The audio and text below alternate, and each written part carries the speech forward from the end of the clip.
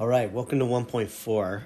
Now that we've looked at what a function is, how to identify them, the notational aspects of the function that we use, we're going to just take a look at some broad collection of different functions that are common that we see, and that eventually you want to be able to somewhat recognize and know what their graphs look like in a very general way. Starting with the most basic function that we have, of course, the linear function set. Linear functions are graphs and equations of lines, basically. So when we talk about the linear function, instead of y equals mx plus b, we have f of x is equal to mx plus b, right?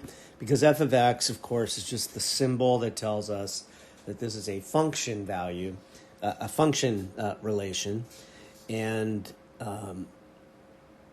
we substitute that symbol out for y. If m is equal to 0, so the slope is 0, we have the function f of x equal to b left over, right? 0 gets substituted into m there, and of course that eliminates the x, so all we're left with is b, which is our y-intercept.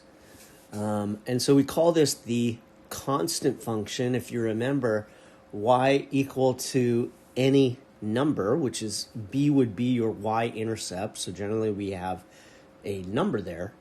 This would be a horizontal line that passes through the y-intercept b.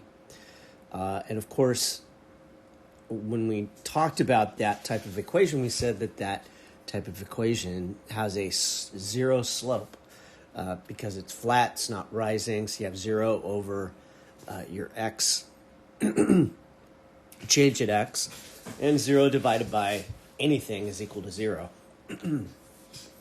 If the b is equal to 0, then we're just, and if m is equal to 1, we have y equal to x, or f of x equal to x. And this is called an identity function. Main reason is whatever x is, whatever our input is, our y ends up being the same number. So if I plug 1 in for x, we see that with x equal to 1, y is also going to be equal to 1. When x is 2, y is also going to be 2. When x is negative 2, y, of course, will also be negative 2. So that's the reason why we call it the identity function. It just ends up being a line that passes through the origin, right, where y is equal to 0, and goes at a 45-degree angle through all of the matching ordered pairs. Okay, and so when we look at the different types of graphs that we get, we just want to make some general statements here about that because we want to, again, have some expectation about what the graphs, or if I'm given a function, a linear function, we want to be able to look at that function and have some expectations as far as what the graph is going to look at. That helps us plot out a strategy for figuring out the ordered pairs needed to sort of narrow down and get us our graph. And if that expectation begins to fall outside of what we're seeing in terms of we're plugging in x's, getting y's, then either A, our expectations are off, or B, something's wrong with the points that I'm plotting, right? These are the ways that we can think critically as we're trying to graph out equations. So at any rate, one of the things that you always want to keep in mind is the slope, and have the expectation for what type of line you should be getting with the slope. I can't tell you how many times that I've been graphing things and I start realizing that something's wrong right away because I know what my expectation should be for the slope. For example, if the slope is greater than 0, so we have a slope that is positive, you can always know and expect that the graph will be going up from left to right. So as you're If you picture yourself walking along the line there, you should be going uphill if you're walking from left to right. And if m is negative, then as you move from left to right, you should be going downhill. All right, so here we are, walking uphill from left to right. Here we are going downhill from left to right. So negative slope and positive slope. Just keeping that in mind, whatever number is in front of x, that gives you an expectation of where your points should be once you've graphed at least one point. Here, let's say, for example, you graph a point, and then you find another point, and it's up here, but you know the slope is negative, then you know something is off there. I need to figure out what I did wrong. One of the 2 points has to be off, because that would give me a positive slope. And so anyway, you just want to be able to catch mistakes before they happen, especially if you're on a test. The next type of equation here, this is a graph of our identity function, like I said before, 45-degree angle. This also gives you an idea of where, a slope of 1 should be in relation to your x and y axis. And then also where a slope less than 1 and where a slope greater than 1 should fall, right? Greater than 1 would be steeper, so more than a 45-degree angle. Less than 1 would be less steep at less than a 45-degree angle. And the slope, as it goes down and down and down, eventually it hits 0, right? So once it hits 0, we know we have a flat function. This is our constant function with a slope of 0. It's called the constant function because we have y equal to a number. I know that b, we look at that and go, well, that's a variable. Well, that's because our number can vary, but b, anything other than our x and y there, kind of represents a solid number that's constant. And if we just have a constant number there, we always get a flat horizontal line. Okay, so when we talk about functions that are increasing or decreasing, what does that really mean? Because, depending on what direction you're looking at or what direction you're going and that kind of thing, you could say anything is increasing or decreasing. For example, if I'm looking at this line here, if I'm going from left to right, I can see that my y values are going up. But if I go from right to left, I can see that my y values are going down. So you're either increasing or decreasing depending on what direction you're moving, right? So we have to kind of define that so we can all talk in the same language and be describing the same things. And so we have some definitions here. And sometimes reading these definitions within mathematics, this can be a bit of a challenge, but it just takes a little patience. You have to kind of think through it, go back and go, wait a minute, what does this mean? What does this mean? And eventually you kind of like, oh, okay, I understand what they're saying here. So we use a lot of symbolism in math. So, and we try to be as concise as possible so that it's not super wordy, right? We want to keep it as simple and as precise as possible. So if f is a function and we let x1 and x2, so this would be one x value and then a second x value, be any two numbers in an open interval from a to b contained in the domain of f. So in other words, we have our domain of f, right, which is the set of all possible numbers we can plug into a function, right? It's all possible x values that we can plug in for x. And when we say AB like this, remember this is lower boundary, comma, upper boundary. So this means going from left to right. Interval notation always implies the first number is to the left of the second number contained in my domain. So if we take any two numbers in our domain and they go from left to right, so we kind of have a picture here. Let's just say this is my A here, and this is my B. So we're just taking A and B, but the thing is they can be any two numbers that are in the domain. And so that A and B, this is just one example of where they could be. They could also be, A could be way over here, B could be way over here, and we just have two numbers within that open interval. And so that really leaves it open, right? So basically, they said the A and B part because we want to be talking about left to right. And so that's a way for us to do that. We say left to right, A to B, but A and B can be any two numbers within the domain.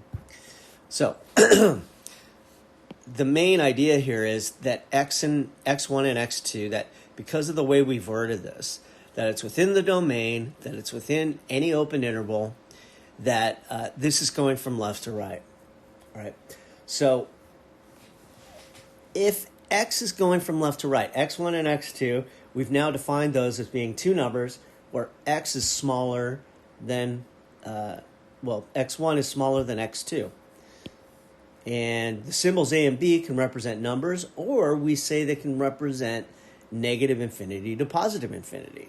So that pretty much takes care of closed intervals where we have a function that has specific endpoints, or just open. They go on for infinity. So we say X is increasing. We have a function that is increasing within that interval A to B if X1 is less than X2, implies that f of X1 also is less than f of X2. Remember, the f represents our y values, so we could also say y1 is less than y2, but of course we're talking in terms of functions, so we don't use y, we use f of x. So we say something is increasing if, as basically this is saying, as f is moving from left to, or x is moving from left to right, that our y values are going from lower to higher, so they're going up. The f of x1 is less than the f of x2. So we're basically defining this and saying we say a function is increasing if, as we move from left to right, the y values are increasing as well. And they have to be increasing for the whole thing. There's no point where we're increasing and then we go down. Okay, that would change what's occurring. That would no longer be an increasing function. So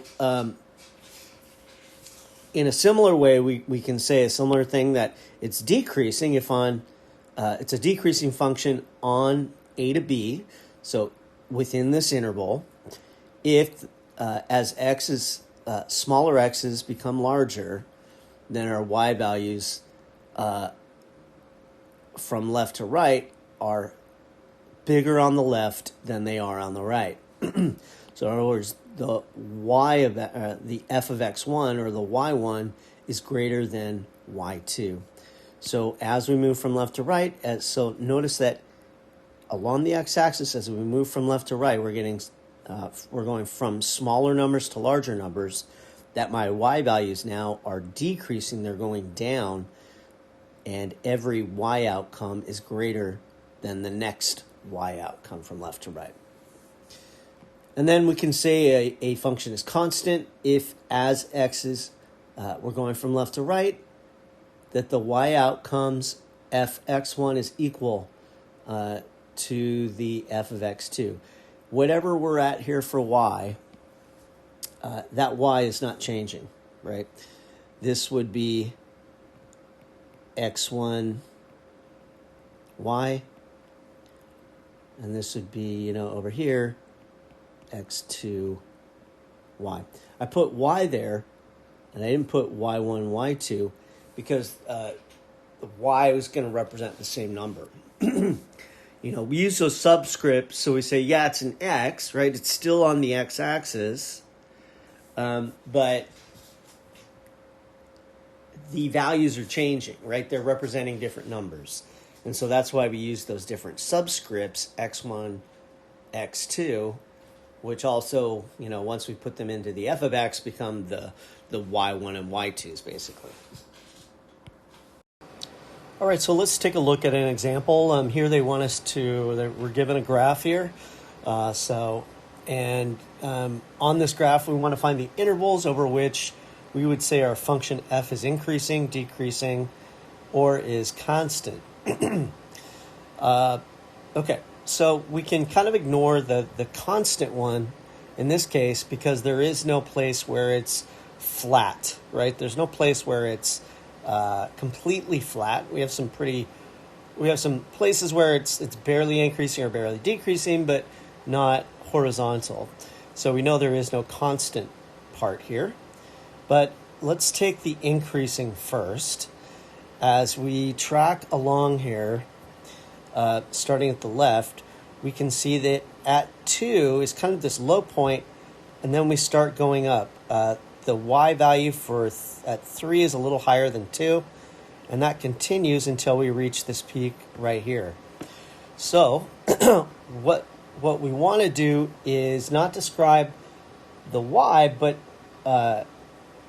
we want to take about the x. We want to describe the x. So the interval where we see increasing starts at x equal to 2, and it goes all the way over till x is equal to 8. Then we have it again decreasing from here all the way to here, where it starts ticking back up again. So at 11 for x, all the way to 17 for x. So we're going to start at 11 and go to 17.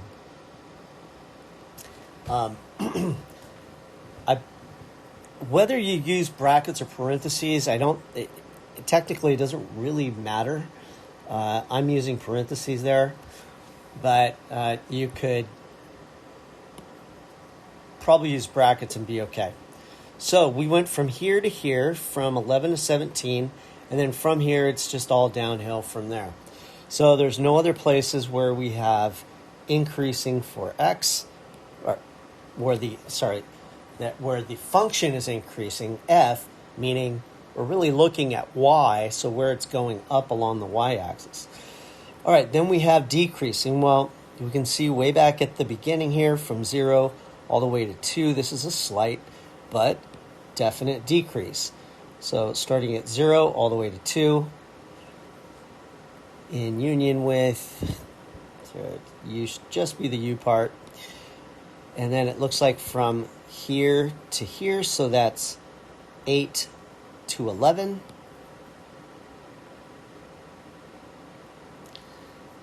And then also from here all the way down to here. So now, there is no arrow pointing out from 24, right? So that means it's actually stopping there. Otherwise, we would hit infinity, and that's the same as on the left. So our starting point at that last descent is at 17, and then it goes all the way to 24. So that's a description of the intervals over which we have our graph increasing and decreasing using interval notation. Now taking a look at those points where we have those peaks and those valleys within our graph, it's important for us to be able to determine the relative points of, we would say, a relative maximum, relative minimum. Relative meaning in that general area of the graph. So it doesn't have to be the highest point or the lowest point necessarily. Sometimes you can have multiple high points, multiple low points, and we would say they are the relative minimum, relative maximum. Definition why we say from one point A, which has to be in the domain of the function, we say f of A is a relative maximum of f if there is an interval somewhere between x and x1 and x2, not including the x1 or x2. So those mean we're not including the starting point and the ending points. containing a such that it's either equal to or greater than x for every x in the interval. The equal to means that it can actually flatten out as well. And we'll see an example of that, but that would still determine a relative maximum or minimum on an interval. So it could go up to a height, peak out in sort of a flat way, and then start going back down. So everything within that interval where it's flat would be, every point there would be a relative maximum, and the same thing applies to minimum. Here we have f of a less than or equal to f of x for every x in the interval. All right, looking at an example here, we see visually what we were seeing on the other graph. We have an increase and then a decrease. This is a turning point, so a, f of a, x and y, and another turning point where it's decreasing, going to increasing. That would be a relative minimum point, and this is a relative maximum point. So if we wanted to identify the relative minima and maxima, we're not going to include the endpoints because it's exclusive of that interval from x1 to x2. So we only want to look for the ones that are in between. So as far as minimum goes, we have here at 10,000. So 10,000 is a minimum at x equal to 2. And also here at 11 and 210,000. And then for my maximum, I've got one here and here. So the first one would be at, looks like 564,000. And over here at 17, 544,000. So notice that 44,000 is a little bit less than the other one, but still relative to that area, it is a maxima. Another type of function category we like to put functions into are odd and even categories, which really have to do with symmetry. So we're going to start with even, what we would call even functions. We call a function f even function if for each x in the domain of f, negative x is also in the domain of f. And that if we look at the negative value for f, the y outcome of that, so if we look at the y outcome of negative x as an input, it's equal to the y outcome, so the same output as the positive value for x was. And so what the outcome here is, and is with an even function, it's always symmetric in regards to the x-axis. When something is symmetric, that means that if you were to fold it over that particular axis, that you would have all the points kind of matching up with each other. So as a visual, you can kind of look at these three and see if we folded it across the y-axis there, that the points would all line up with each other. In checking it, if we don't have a visual, a graph of it, we can actually put negative x into our function, and if it comes out the same, then, so the equation hasn't changed at all, we say that function is an even function. Okay, so visually I want to kind of just confirm that as well. So you can notice here that 2, 0 is a point that's on here. And if we look on the other side here, we see also that negative 2 also corresponds to 0 as an outcome. And so for this particular function, we see that when I plug negative 2 in, and when I plug so positive and negative 2 in, they both gave me the same output of 0 as a result. And that should be true for every point along the graph. And in this case, you can kind of see that that's the case. Over here, we have 2, positive 2, and negative 2, also gives me positive 2, and that should be true for every point there. So as I go out a certain distance, we're going up the same distance as we are on the other side. And over here we see 2, 5 is a result, and negative 2, positive 5 also a result. Again, has to be true for every x of the function.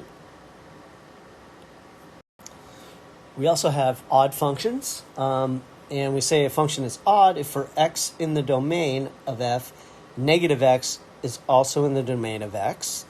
So again, we have that x and that negative x thing going on. And if I substitute negative x into the function, I get the opposite.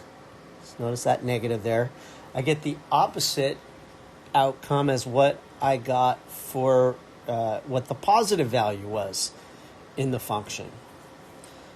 Okay, well that's a little more confusing, but think of this also as your input in terms of an equation. We're going to look at that as well. If I substitute a negative x in, rather than getting the same, I'm getting the opposite of what I got when the input was positive x. So let's try to look at these graphs and kind of visualize what that's saying about above there. So first off, we can kind of look at our peaks here. That's one way to kind of look at it. We see that positive 3 gives me positive 5, and if I go to this local relative minima here, we see that negative 3, so the opposite input gave me the opposite output, negative 5. And as you kind of picture it there, it's like the upside down version of what you have on the right. Right, this is kind of this here and this here. If we sort of flipped it over the x-axis, they would look similar in that respect. Over here, we also see negative 3 gave me negative 4 as an output. 3 here gives me positive 4 as an output. So again, this is symmetric. If it's passing through the origin, in fact, every line would be symmetric in regards to, every straight line would be, would be symmetric in regards to the origin. Same is true over here. Negative 2, 6 matches up with the positive 2, 6 over here. And that, again, has to be true for every point along there. All right, so how do we determine if we have even, odd, or neither when we have equations? A little bit harder. We don't have to look at their graphs. But what we need to do is to be able to compare the two equations when we've substituted a negative x in for x. So doing so, if I substitute negative x, this is 2 times x to the 4th plus 4, and we simplify that down, what do we get? Well, any negative raised to an even power makes it positive. So this would be akin to 2x to the 4th because that 4 is an even number. And so that negative simply stays or becomes positive plus 4. So notice that what I have here is exactly the same as what I had here. That is the idea behind f of negative x is equal to f of x. When I substituted negative x, it didn't change the function at all. And so this would be an even function.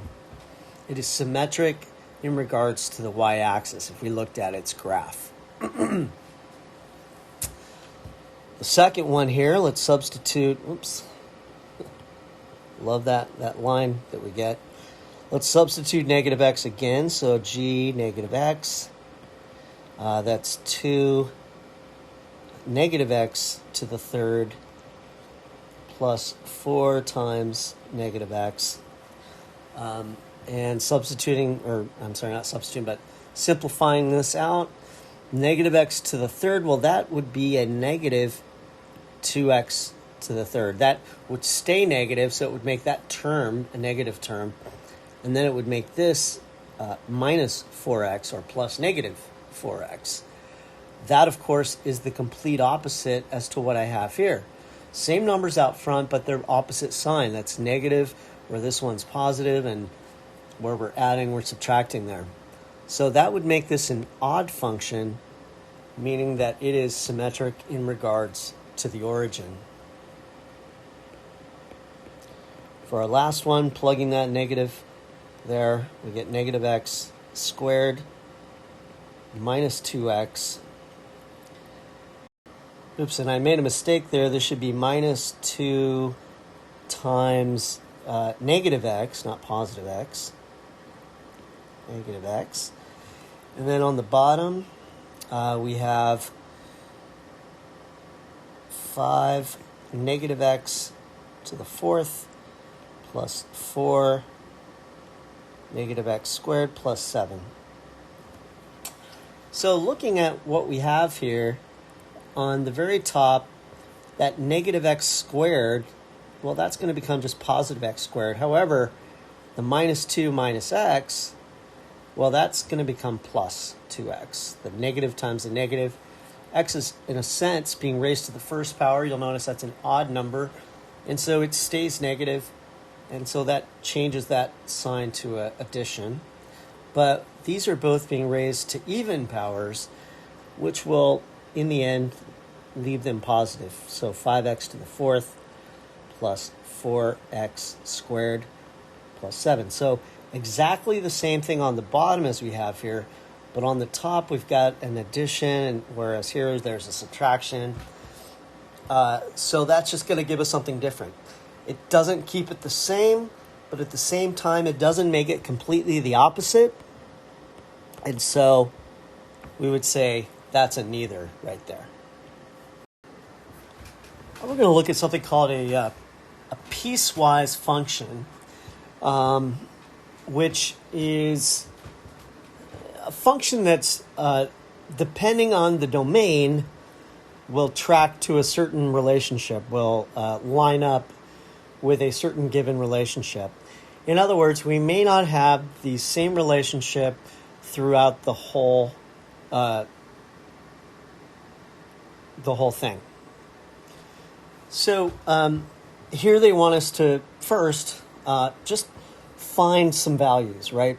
So if we're given this function, the function is x squared if we have an x input, a domain value that's less than 1.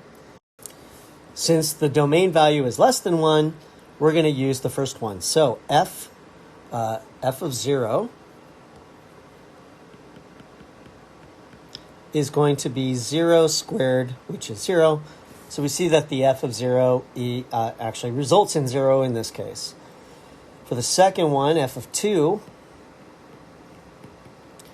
since our input is 2, we see that all values that are greater than 1, greater than or equal to 1, we're going to track over to this function. So we would have 2 parentheses plus 1, and then go ahead and substitute 2 in there, and we see that that gives me 4 plus 1, which is 5. So the f of 2 is 5. So basically we want to look at the input and see which equation that would track to. How would we graph this? Well, we basically kind of have to do two different graphs, and so I want to kind of picture this with a imaginary breaking point at 1, because that's kind of our place where the inputs are going to change. So I'm going to just draw that in there. That line is not a part of the graph. I'm just using that as a visual, so I'll probably erase it once I'm done. And so let's go ahead and start with, they've given us two different equations here. I thought we were going to be graphing the same one, but we're not, so that's fine. Let's start with the first one. So 1 is kind of my breaking point. If I'm less than 1, so that's, less than 1 is this direction, I'm going to use negative 2x plus 1 as my graph. So my y-intercept is at positive 1, and my slope is negative 2. So I can go ahead and put that in there. let's see, the slope is negative 2 over 1. This is for all x's that are less than 1. My slope is negative 2. My y-intercept is 0, 1. And so this means I can move down 2 and to the right 1. I can also go up 2 as long as I go to the left 1. So from here, if I go up 2, I'm going to go back 1, which puts me right there. And if I go down 2, I'm going to move to the right 1. From here, I could keep on going. Left 1, up 2, so on and so forth. And then I'm just going to put in a straight line here. Go ahead and graph that.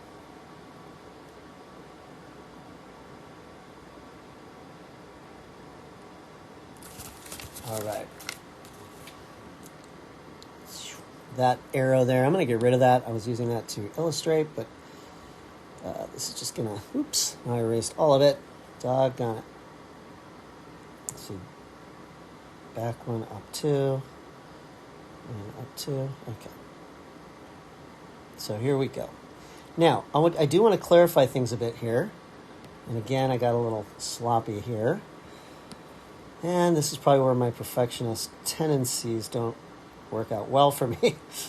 Down 2 to the right 1. So all right, so at 1, I'm going to put a hollowed dot because we're going to go all the way up to that point, but we don't want to include that as part of this.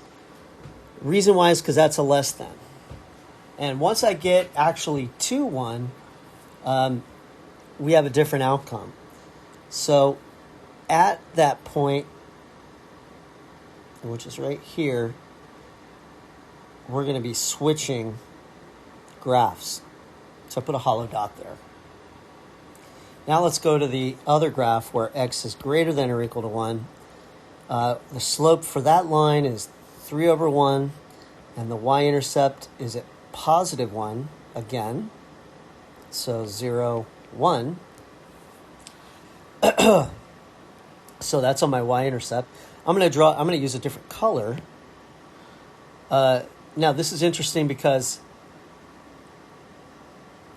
this line isn't actually going to be a part of the thing until, so I'm going to do some erasing here, but since I have this, as I want to get the graph, but it's not going to actually ever make it over here because that's not part of its domain. The slope is positive 3 over positive 1, so that would be up 3. So up 1, 2, 3 to the right 1. So it's actually going to start here. Then we go up 3, 1, 2, 3 again to the right 1, 1. So here is where my second line begins. I'm kind of limited on this particular graph because it doesn't go any higher. But this would be the line after x is equal to 1. So again, this green one, the line I drew in there, isn't really part of it. This is a graph of the equation. And in fact, let's go ahead and go over that because the line would, if we continued it past 1, would intercept the y-axis at 1, but it never really does because it's not a part of that domain. So it's a little bit weird of a graph, but here is the graph of this, what we call a piecewise function. It's made up of a bunch of pieces, and this can be broken up into several different places, several different domains. Isn't just limited to 2. So as you see, there's a lot of functions. A lot of them are a little bit different, a little bit not what we're used to. It's kind of going a little bit beyond just graphs of lines.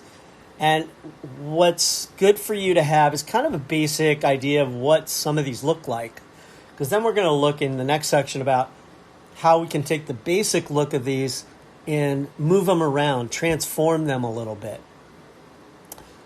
So, for example, when we talk about a constant function is any function where we have it set equal to just a solid number, a c, a constant.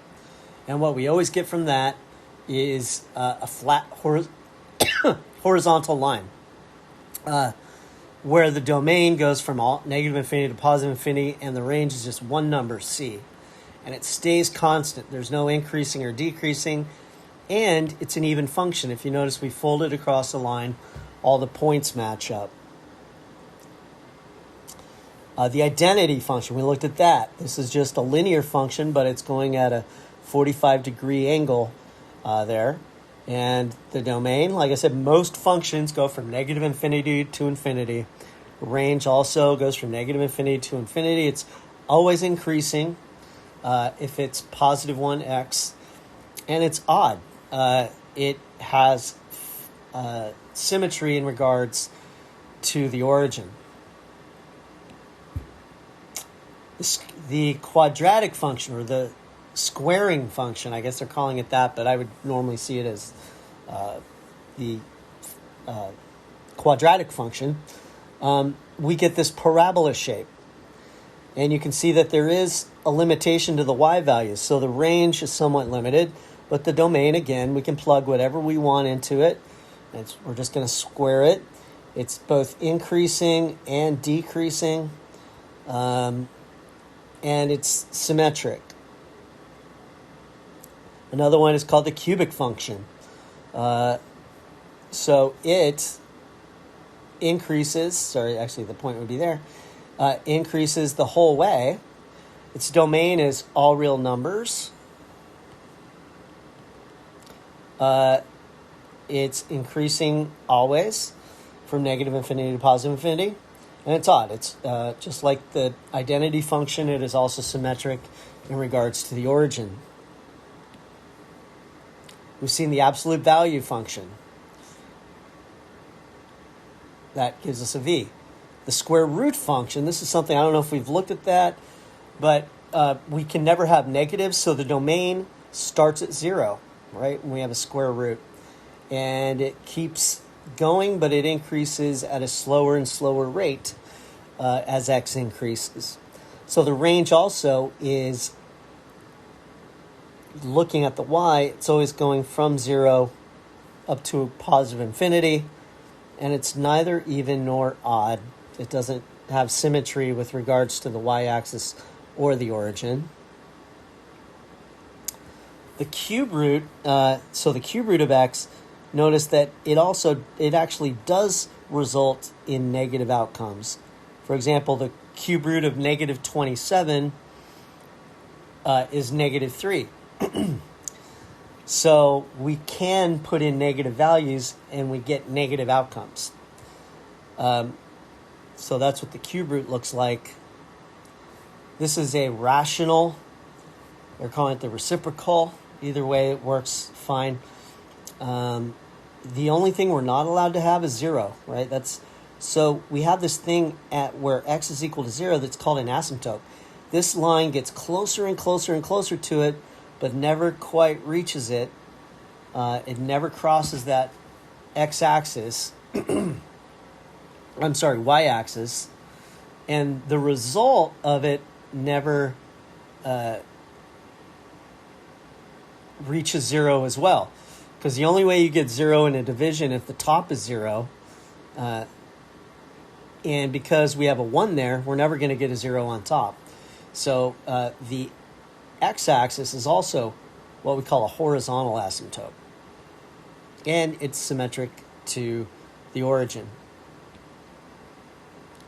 This is 1 over x squared. So you see it flashes what was down here. It kind of moves up here now. The numbers change slightly. This is with different fractional powers, we get stuff that looks like that if the denominator is a 2. If the denominator is an odd number like 3, we get something slightly different. And then we have our step function, or in this case, the greatest integer function. So, in any rate, these are just some things that you want to kind of get yourself familiar with. There's a great page in your book that has all these listed out in there. And so if you go to the ebook, you can kind of maybe do a screenshot of those, keep those handy, printed out if you ever get a chance. Good to just have those on hand for when they want to, so you know what the basic of it looks like, and then we're going to look at ways to transform that, move it around, shrink it, stretch it, all that kind of stuff in the next section. That pretty much brings an end to this. So you're going to go to your homework and start confirming and practicing some of these problems that help you cement this a little bit further in your mind.